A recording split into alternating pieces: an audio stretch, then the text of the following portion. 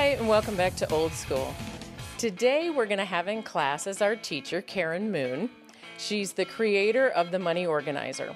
Karen has been a catalyst for families acquiring mortgages for 29 years. Due to the crash in 2008, she had to take a kind of a hard right turn to take her passion for wanting to help people and created the organization, the Money Organizer. She kind of took a background of teaching Dave Ramsey's philosophies and crafted it to fit some things that she felt were more even flow. We talk about keeping things simple, about removing the financial clutter, and about having a daily flow with your money that's something that you can really handle as opposed to being overwhelmed by a new set of decisions that already had you in a space of anxiety. Karen has been married to her husband, Mike, for 38 years. They have 2 adult children and 4 great-grandchildren, and we want to welcome her to class today.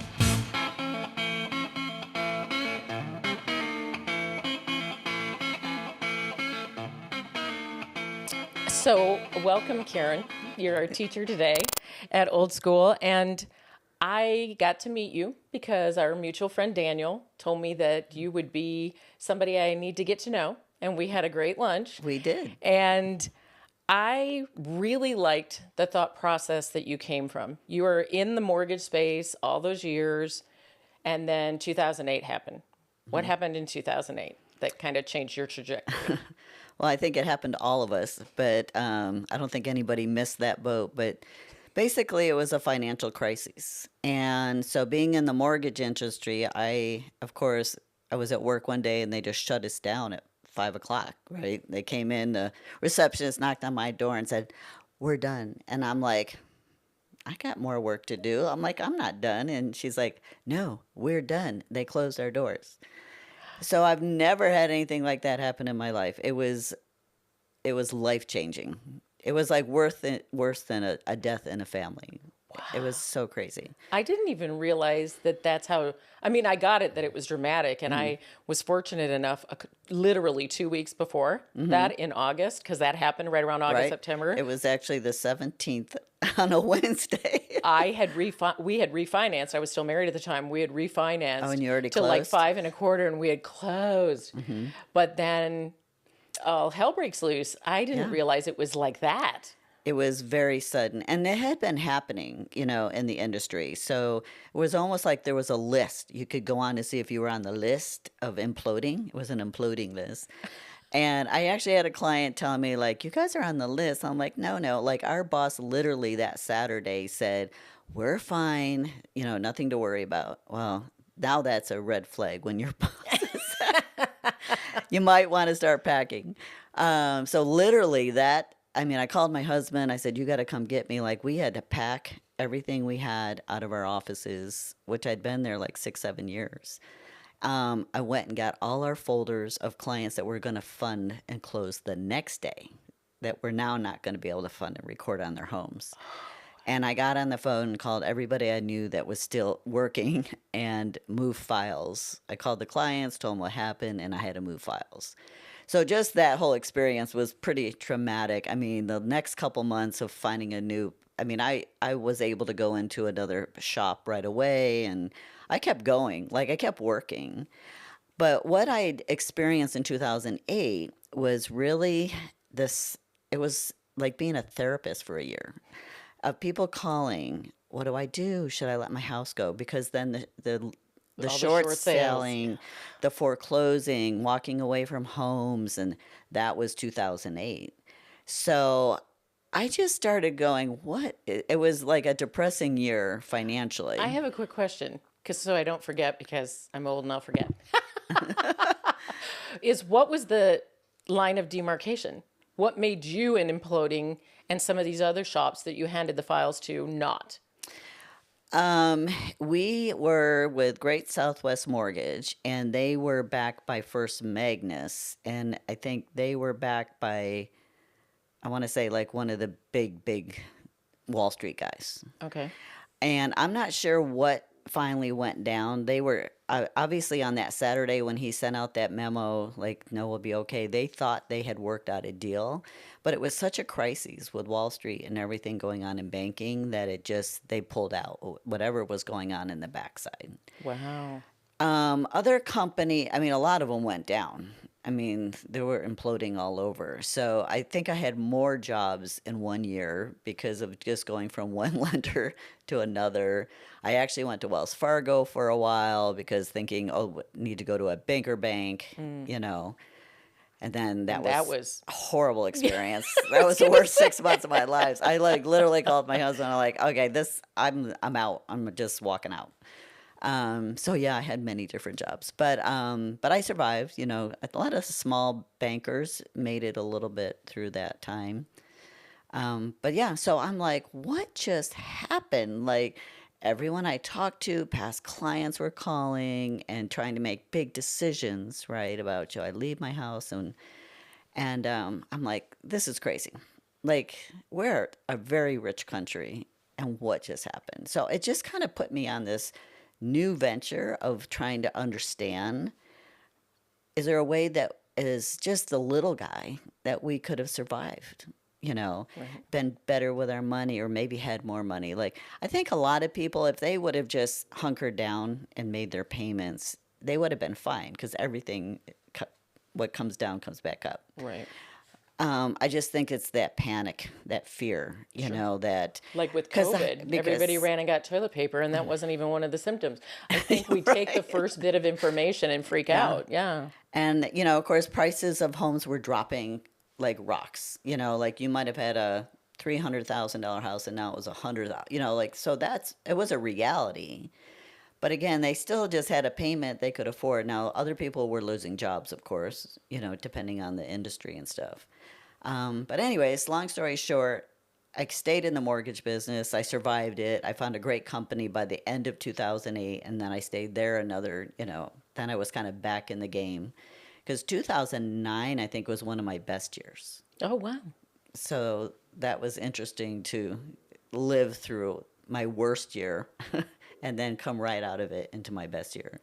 And of course, and I remember that a guy at the office, I mean, I actually did coaching. So I hired a coach and for the mental aspect to like, okay, you need to pick yourself up and start going back to work and, you know, making business and stuff. So, you know, when we talk about coaches, a lot of people don't understand why we hire coaches. But that was the best decision I ever made, is having someone see what I couldn't see in myself and pulling me out and just getting me going again and just cleaning up everything, giving me clarity. I think that's awesome. I felt that way after the Lord led me to write my book, and I had had a couple of years with various organizations, you know, kind of getting some of the logistics around it together, that I just really felt the need for some type of mentoring or coaching. I mean, whatever terminology we want to use for it. And the moment I signed with my coaches, what they saw in me, I mean, and yes, people can say, all right, you're paying them. Yeah. But I mean, that literally, how could they get repeat business if they just told everybody you're awesome and they Yeah. weren't? You know what I mean? Well, a good So, coach won't always tell you you're awesome. no, you need to be told the stuff that needs to be Yeah. course corrected for sure. So as a money coach, you know, I kind of always kind of ask for permission. Do you want me to tell you what I see, or do you want me to be really sweet and soft, you know? Because I mean, I'm not going to be harsh, you know, to an extreme, but I'm going to I'm going to help you, and I'm going to be kind of more like your mom. Right. But I'm not. So I'm going to say you need to stop doing that, but let's talk about how we can fix that. You know, I don't like to be talking at people like in a disciplinary way. Sure. I want to just I want them to see what I see because I can see the other side. So when I do loan apps, and I just have this weird thing, when I look at a loan application for a client, I can see their whole life on a piece of paper. And it's Right. just a weird gift I have, I guess. So when I look at someone's finances, I can see the same thing. I can see the blind spots, and I can see the cracks, and I can see the potential.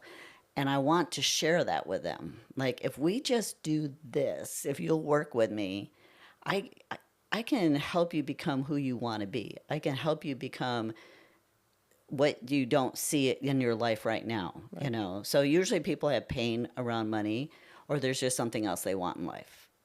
Well, and I loved when we had that lunch and we did talk about how kind of a specialty for you. I don't believe for a second you would say no to a man who came to you to talk to you about stuff. But how in a lot of instances when a divorce has happened or a death has happened, that women don't have a handle on what was taking place. And I get it that that's probably more women who are over maybe 40, but I don't know. Maybe young women don't either.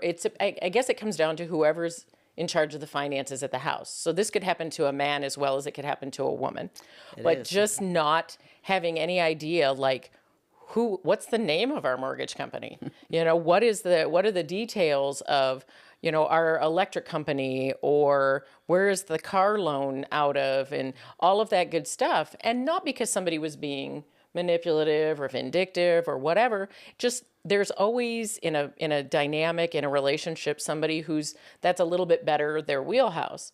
But I think them not understanding what needs to be done.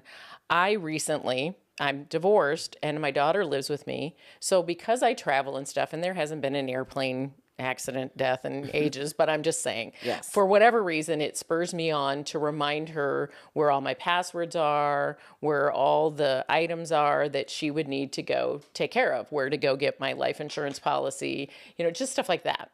And so I feel like that is kind of where your wheelhouse is for those particular people who need you to help them see, like, they have a even grander blind spot. And that's kind of where the catalyst for the money organizer came from. Yes. Yes. Yeah.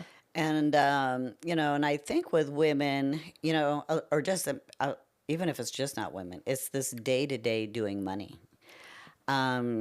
It's just gotten so complicated. Like back when I was a kid, you had a checking account and you had this check register, which most people that may not even know what that is, but it was really easy. You put money in, you wrote it down, and then when you spent it, you wrote it down, and then you knew right where you were. Well, since technology and debit cards and credit cards, they have no idea. The money flow is really messy.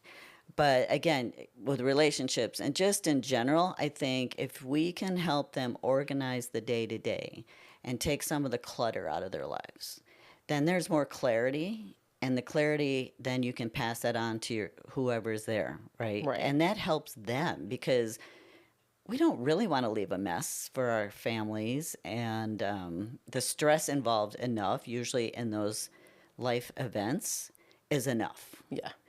That how nice it is that you would say, here's all, like you said, here's my accounts, here's my password. Like really keep it simple. Because it's kind of a nice legacy. If anything, it's just something nice to do for your family because they're going to be stressed and in shock. And there's just a lot. There's a lot of stress going on in life. So I agree. Yeah, if you don't have to make it so that you're stressing out, which is funny because we wouldn't be here. So, but still, my daughter laughs a lot. She's like, owes me some money for a car I paid for her. I paid cash for a car. And we made a little promissory note. She wanted it that way. She wants to be able to make her payments.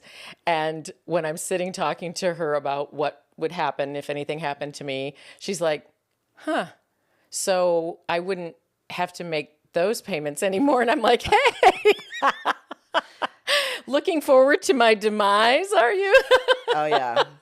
The kids always have something nice to say about how we spend our money because they think I'm spending their money now. Right.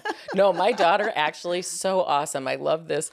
There are 2 occasions where she has spoken up about our futures. I tease her, she's an only child, that she's going to end up changing both her dad and my diaper in our old age. And she said, no, I'm going to make enough money. I'm paying somebody else to do it. And I go, then just make sure they do it, that they don't leave me in a hallway sitting in my own whatever, make sure that gets done. And then when I talk about like the things that I invest, I love to angel invest in small businesses and do some stuff. It's not a ton of money, but I let her know where all of those logins are. And she said, well, I want you to spend that money. She goes, you have taught me that experiences mean way more than clutter. Way more. And she said, I don't want you to leave me a pile of money. I'll go make my own money. She said, I want you to go live like you've always taught me to live. And That is like the sweetest thing that I know. anyone, your kids could ever tell you. It's adorable. And she works hard. You know, she has a full-time job at Amazon. She spends every waking moment either doing her ASU studies or going into DoorDash so that she wants to pay off her debt to me sooner. So almost we can segue here. In the Money Organizer, I've heard your comments too about like Dave Ramsey, kind of the debt snowball situation, but that you've made some tweaks for your particular, you and your partner, Lindsay, have a particular, literally called the Money Organizer. So I created the Money Organizer out of teaching Dave Ramsey. So Okay. I used to go to our church and they asked me to teach the Dave Ramsey. So I did that for many years and did a lot of studying. I didn't go to Tennessee to be certified, but I'm a good reader, so I learned a lot that way. But anyway, so from that and then helping people coach them through Dave Ramsey, I just felt like there was a whole group of people that was a little bit too strict. It was too much one size fits all. And that's where I created the Money Organizer. I wanted a little more balance and I wanted a little more flexibility. So his debt snowball is, yes, probably one of his best things that I like out of his whole program. There's just some things that I didn't always line up with, you know. So he does the baby steps. And of course, I just don't like that wording because I'm like, as women, we're not babies. And I don't like to take one step. And I feel like it's like you do this step before you move to the next step. And you do, you know, that kind of mentality. But I'm like, no, my money's flowing all the time. And if I don't start saving and work on debt, like you almost have to do a little bit of everything at the same time. So I kind of just created my own system to create a money flow that we can set up the systems of expenses, spending, future spending, and debt. With my mortgage background, I can add in credit and buying houses. Like I have a whole wheelhouse. But if just the basics day to day is really simple once you set up the flow. So yeah, he would say, you know, an emergency fund. Yeah, that's great. But you can't stop there, right? So I just set everything up. We start the machines, even if they're small, so that you are investing, you are saving for your future selves. And we put the debt plan together. So we have people still paying their debt. We just don't start snowballing it right away. Well, and I talked to my daughter. I mean, this is, I hope, common sense, common logic, is that there are two ways to have more money: spend less Right. or make more.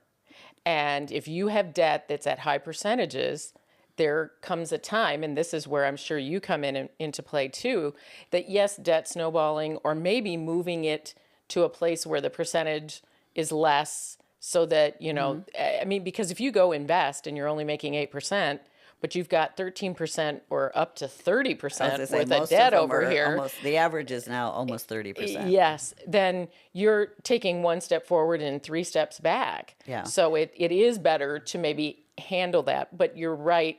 The other areas, life is going on while these things are going down. Right. So if you have a short window and your debt can be paid off in a really short window, maybe that works, you know, to get rid of the debt and just rip the Band-Aid and move on. But from what I see in real life is most people, it can take years, right? Because they have accumulated the amount of debt, as we know in the country, you know, we're in trillions and trillions of dollars of debt. Credit card debt is all-time high. Savings is all-time low. Like, it is kind of a mess. But so I would say to someone, it's going to take you like 2, 3, 4 years to pay off debt, even if you snowballed. I would probably recommend personally to set up something where you're investing in yourself for your future spending. Because what I kept seeing is if we don't have a future spending account, now that's technically a savings account. Right. We pick a high yield savings. But I don't really call I don't call it savings because we're going to spend it eventually. Right. We just want it working for us, right? Even if it's high yield, making 4 or 5%, I know your credit card debt is 25 or whatever. But what I want to do is get that pattern of we're putting money in that account. Because what would happen is if people they don't have a future spending, those one-offs, those little emergencies, which nothing's an emergency. Like, we know we have a car, we'll probably need car stuff. We have pets, we might need pet stuff. But we need to be filling those buckets so that we don't have to go back to the credit cards. I kept seeing this hamster wheel of people just couldn't get out of it. As much as they tried the snowball and doing it that way, it doesn't always work because life just keeps happening. So we just set up some simple, even if it's $20, 30, whatever. Yes, we're working on the debt, but we're working on the savings buckets. We're working on the long-term future selves. We're doing everything because when you get the wheels all going, you're better at, it may take a little bit longer to pay off that debt. And yes, if you look at the numbers, like you said, you're paying this, but you're only making this. If you put $100 into let's say like a Roth IRA or something, even though the interest is less, that compound interest overall can make you a millionaire by time. Time is also a big factor that we forget about. Right. So you have to I like to look at everything. I think it's fascinating. On I have a couple credit cards. Only one of them has a balance, and it's a 0% right now. And I'm good about that. A lot of people aren't. I'm good about paying it through that period of time. I used it for my coaching, and I knew I was going to do that. I'm not a big fan of additional debt. My house is my only debt. But on that card, when I go in there to make it has how many years if I make the minimum payment. Oh, yes. It's like 23 years. And I'm like, oh my goodness, that's so horrific. And I do better than that. I mean, I'm like going to meet the 0% deadline, but a lot of people don't. A lot of people don't when they do pay off a debt. You know how they make these promises that, okay, that $300 to $500 payment that I'm making over there, I will take that then and not spend it. I'll go shift it over here. Right. And people don't do that. And best intentions, but and everything we own requires maintenance. Our body. Yes. We're going to have health maintenance crap. Yes. We're going to have car and house. I tease my daughter that having a house is a money pit. If it's not one thing, it's another, as Yogi Berra would say. I mean, it just seems like it is always something. And the other day I sat down with her. She's going to graduate from ASU next spring. Maybe. It might take to the fall, but in any case. So I was telling her, I go, how about between your dad and I, he has some money from inheritance, and we can maybe try and help set you up in a house instead of shelling this money out for an apartment. And there's nothing wrong with rent. Yeah.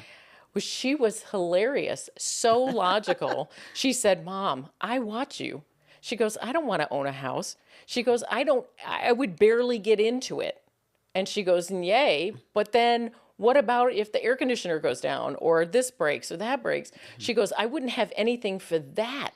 I would be working my whole life just to pay that payment and then be able to pay the other stuff. And I was like, that's so very logical. And why, how did I raise you to talk back to me? No.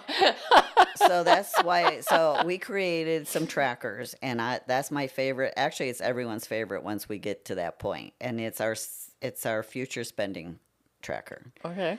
Again, we're filling that. It's not about the day-to-day, which is a problem. I mean, we've gotten pretty lazy on our day-to-day spending, right? But once I can get that under control and we fill the future one, then we would add that. So when I work with first-time homebuyers, I'm like, let's talk about, again, nothing's an emergency. You have a house, then you want to have a bucket for filling that for those occasions, right, of maintenance. But I would tell her some of the best wealth you can build is in real estate. Oh, sure. She did understand the value of that, but she also pointed out to me that she may or may not want to stay in Arizona. And I was like, well, you can leave that as a rental property.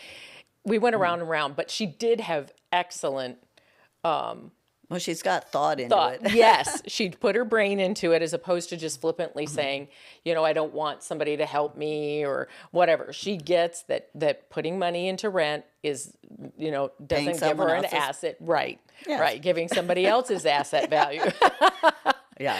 But I mean, it was just, and she went through years ago, I think she was like 10, Dave Ramsey's financial piece with her dad and I online. Yeah. And she heard the story about the 16-year-old kid who put $100 away, Yeah. and ends up with a couple million by the That's a time great story. It's a great story. And it's not completely out of the realm of possibility. It's just getting a kid who's got an allowance of whatever, and getting them started on that. Just like grown adults are terrible about when people talk to them about saving, or I don't know how many times I've had believers who understand, and people can get into the argument about tithing and what that means, but they don't look at tithing the way the Bible actually does. They look at it as that's 10% of my money and I don't have it right now, so I'm just not going to do it. And there's a whole philosophy there too about that level of obedience and how that can play out, even how physically, mentally, emotionally, and spiritually it ties us together with all of our activities, our financial activities, what we do as a steward of our physical health, of the resources God has given us. He's been my provider my whole life. But he provided some very specific things as I was walking out of my divorce that just defy any other definition. I needed to take my ex's name off my house, or they were going to make me sell it. And I had been working at my daughter's school teaching a life skills class that does talk about check registers. Oh, good. And I was making $1,000 a year. That was my contract because I taught seniors on a Friday. It was hilarious.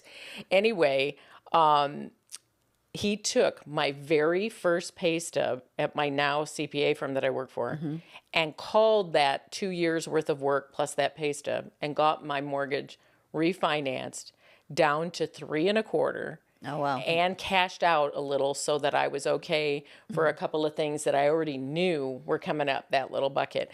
And it was incredible. It was totally a divine appointment who the person was that I got connected to and how it all came down. So I am a believer in there are professionals in every area for a reason. We weren't meant to know 100% of everything about everything. Yeah. And I'm real big about mentorship. Yeah.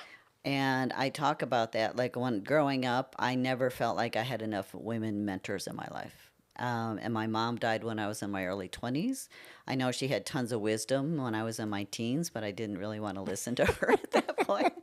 And so unfortunately, we don't listen to our moms sometimes. So it's always good to have an outside source until you're mature enough to start accepting your mother's mentorship. But there's mentors. There's all kind of amazing women. And that would be like one of the top things I tell all my young kids I'm around is find someone to mentor you. And it may be different mentors.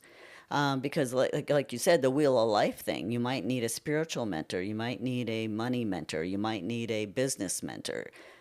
Health, like whatever. You pick it. You don't know what you don't know. Right. So search out some really good, wise women because they're out there and they do want to share. They're willing to share. And I would say that is like the biggest thing, Piece of advice. I always tell people, if you want to sit down and talk about money, I warn you, I will not stop, but I would love to have a cup of coffee. And I've had some people start reaching out like, okay, I'll have a cup of coffee with you. And I'm like, okay, let's go talk about money in your life and stuff. It's there's a quote from Maya Angelou that says, "Forgive yourself for what you didn't know until you know it." Yeah. Okay, and then there's somebody else who kind of expounds on that and says, "And then do better." And then be better. Better decisions, less. Better decisions, less problems, basically. In your life. Well, and when people don't acknowledge, we don't know 100% of everything, and there's nothing wrong with that. It doesn't make you less valuable. No. It's only, and people have given this word a bad name, it's only ignorance until then you're told. And now, if people think ignorant means stupid, which it doesn't. But if you then get informed and you still want to sit there and you're ignorant, okay, now that is. Yeah.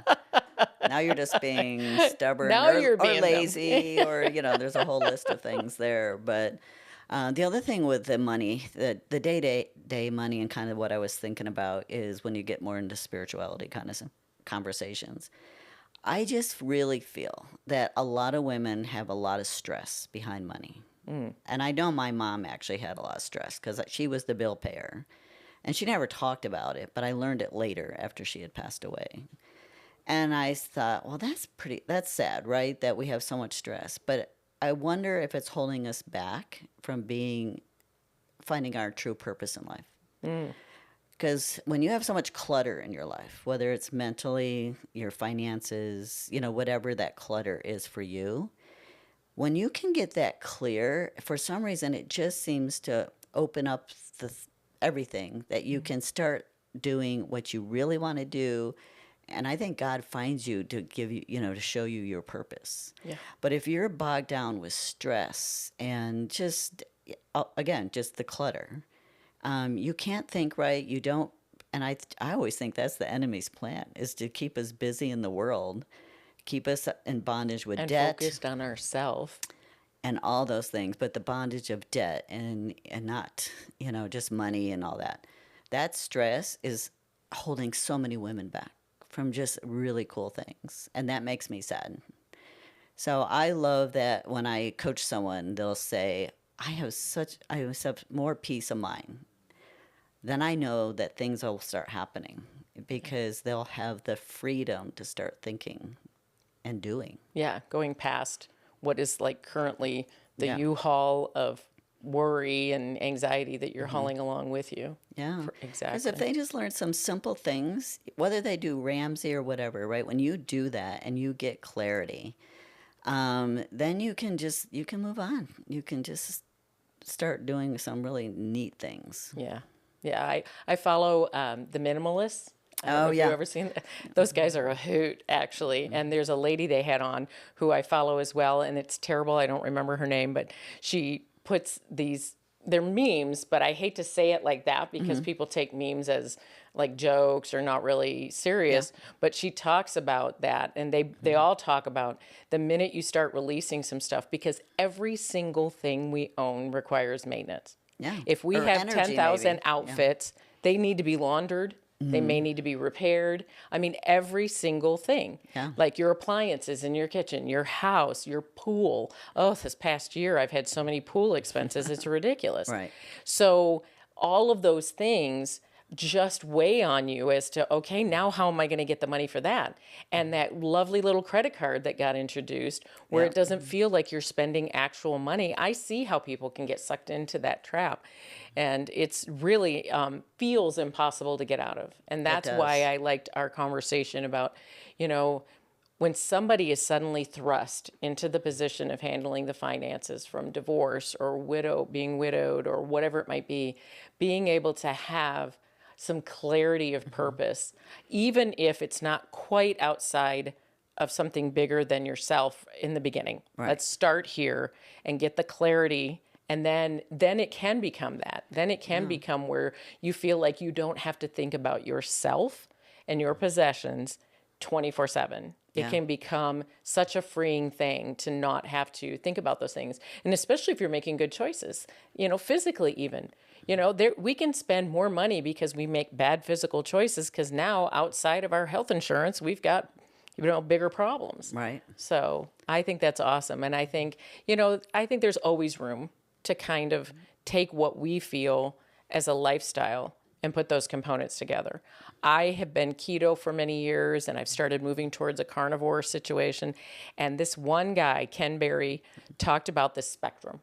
He said there's low carb, there's keto, there's ketovore, now you're all there's carnivore, and there's a lion diet. Well, no, what he did was he took everything that all these people were saying and said, look, nobody, 100% of us aren't going to be one of these things. Right. It's okay that there's a bit of a spectrum. What we're aiming for more is, can we all get on board with the fact that let's stop adding toxic to our lives in any arena, and let's start paring that off. So, and instead of shaming people because they're not 100% a carnivore, let's say that this is awesome because this is better than the fact that you were eating McDonald's 3 times a day. So the same with the finances. If you're living paycheck to paycheck and you're funding things that you ought to have some cash aside for with a credit card, let's make those adjustments. And I think that's awesome. I think it's just like the lifestyle tweaks in any other area of your life. And I think as I get older, and we would probably agree, as we get older, we change, right? We're in a new season, and I'm trying to be, Hopefully for the better. to me, less is more. I want to be more relaxed. Like, I don't want to be a crazy person about my diet, and I don't ever want to care what the scale says. I mean, I want to be healthy, and I want to live a long time, so I know that there's certain things I have to do, but I don't want this crazy mentality, like social media does it. Like you said, you're over here like, oh, this diet will work, and then this will diet, and I'm like, no, it's not going to work, because I still like to have a carb once in a while. Yeah. But with food, with money, it's just the same. I'm like, just let's do the day to day. Let's clean it up. Let's get it simple, and then let's go live life. Like we talked about earlier about experiences. I would rather spend my money on an experience than stuff. Absolutely. Now, maybe when we were younger, it was more stuff, for some reason. I don't know. Maybe the world told me I needed more stuff. But I'm this anti-world. Like, if the world is telling me that, I question it, and I try to reset myself, and like, I don't really want that. I would rather save all my money and like go on a vacation for 3 weeks. I've been that way my whole life, to be honest, which is funny. I've never had a bunch of stuff. In my 20s, I moved from Phoenix to California, and I went on vacation twice to Hawaii and decided to buy a one-way ticket. I flew there. See? Oh, I I lived love there that. for 2 years, and it was absolutely fabulous. I only came back because my grandmother had died on the same day the shuttle blew up. Oh, wow. And my mom asked me if I could come back. She had a business and wanted to see if I Get could some help help. her, and it was time. So I did. But yeah, I have always been a bigger fan of experiences, because even then, and I worked in accounting back then too, even then I understood that everything requires taking care of. It's just crazy. It's just too much stuff. Yeah. So minimalist works for me. And if you watch the minimalists, you can see they have so much peace, Oh, so much, because they don't have that clutter. Yeah. They just don't. the Netflix show, I'm going to highly recommend. I mean, I watched their podcast and listened to their podcast, Yeah. but they did a Netflix show, and they it did? was so cool. Yeah.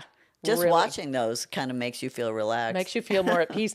Although, what's kind of funny about it too is it made me feel like a hoarder, and I don't have a bunch of stuff. But they were talking about the fact that they had so much stuff, and they were even going to pare that out. And he was talking with his mom, and I thought, I don't even have that much more than her, and we're already talking like we.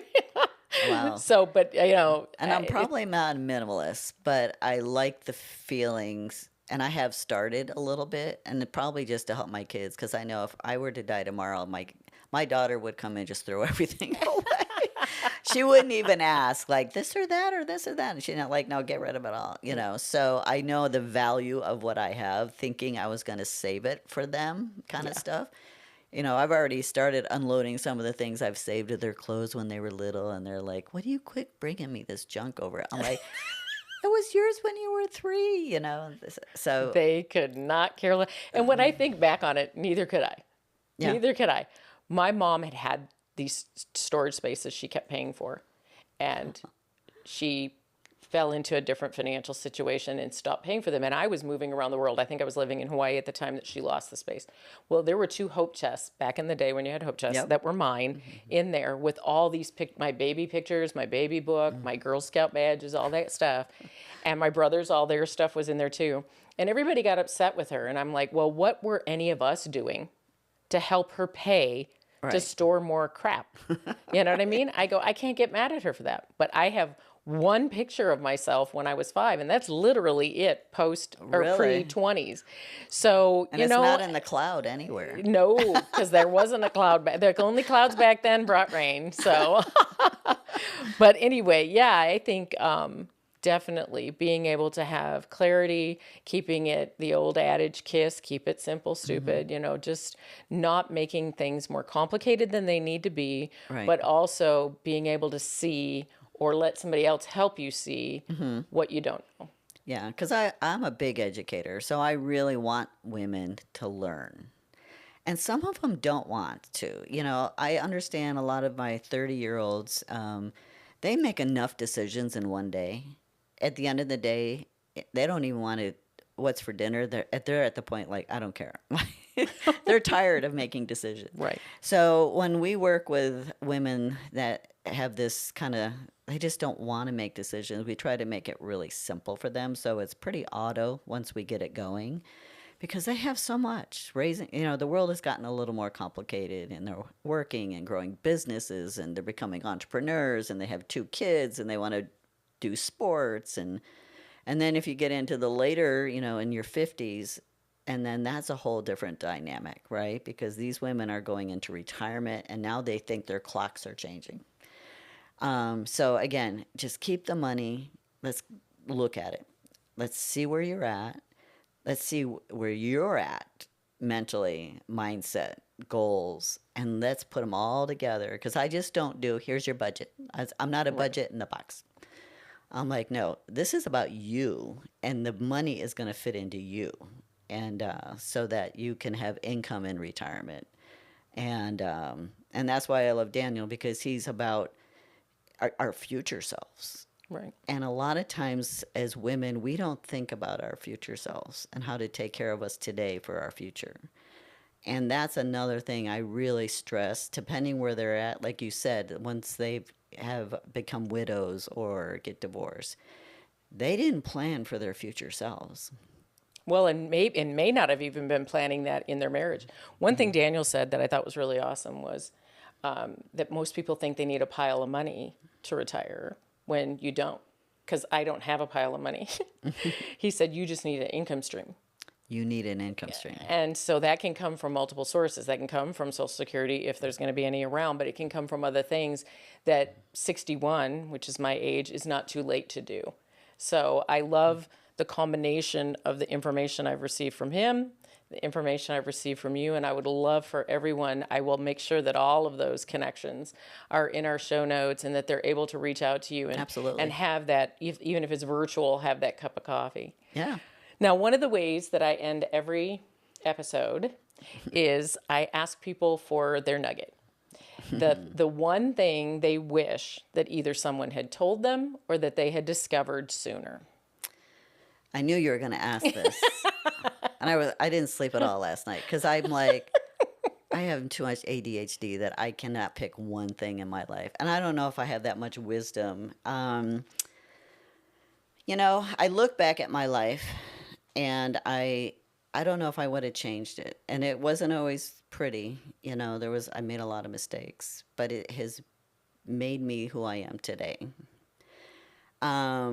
Again, I would say probably if I was just speaking to somebody young, mentorship, find people in your life, like put good people in your life. If you make bad decisions and surround yourself with not healthy people and stuff like that, you need to get rid of that.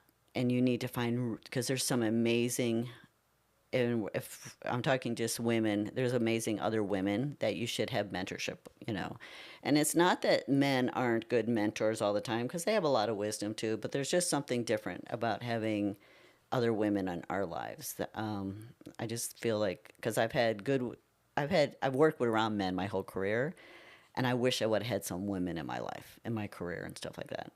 So any nugget, there's a lot of them. But that would probably be a good start.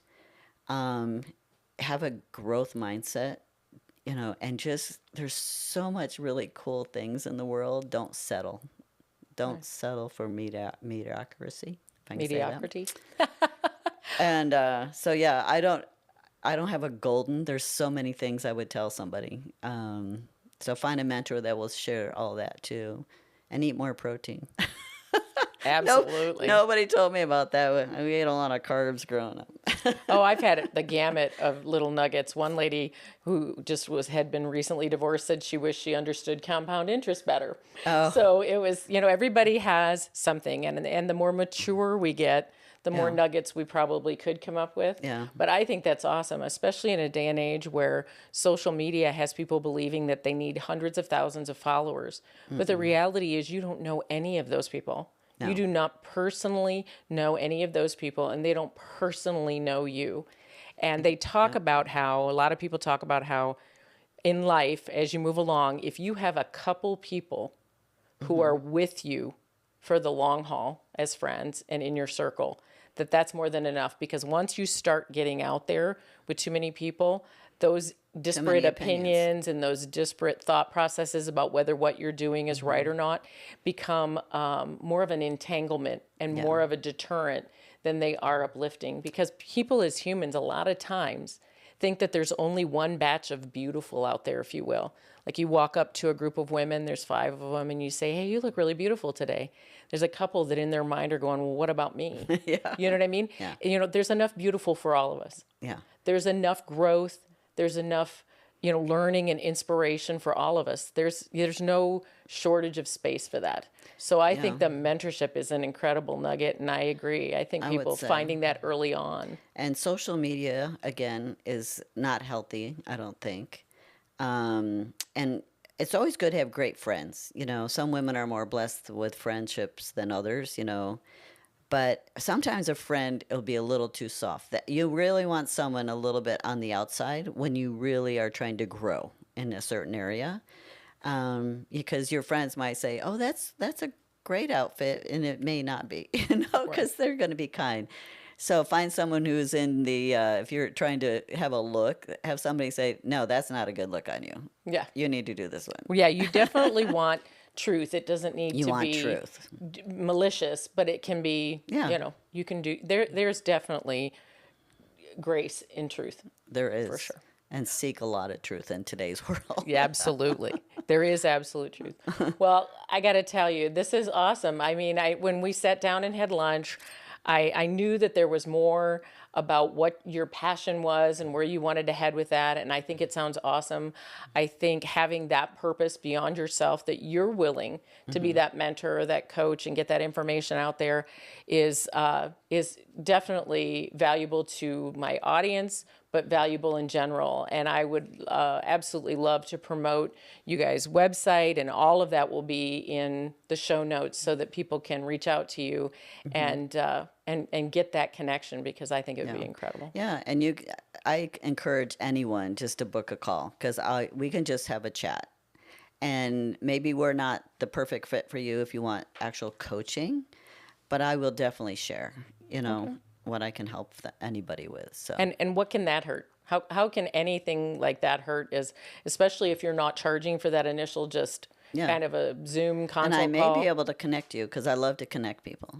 Absolutely. And so I might say no, but I know someone, you know. That's perfect. That's perfect for them. Yeah. Absolutely. Yeah, this was fun. Thank you, Michelle. Thank you for being able to come, and thank you for coming to my new little studio space. It is so nice. I'm really enjoyed it. It's fun. Okay. Thank you, hun.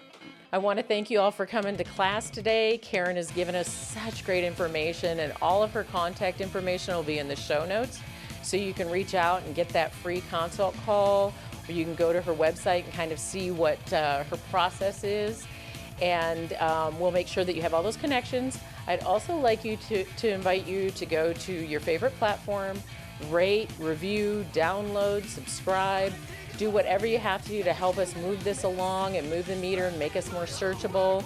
I would love your comments. If you feel like maybe something you could add to the conversation on any episode, I would love that as well. So I want to thank you so much for coming to class today. And class dismissed. This episode of Old School with Michele Vrabel is brought to you by The Lathered Crown, a hair and scalp spa here in the Phoenix area.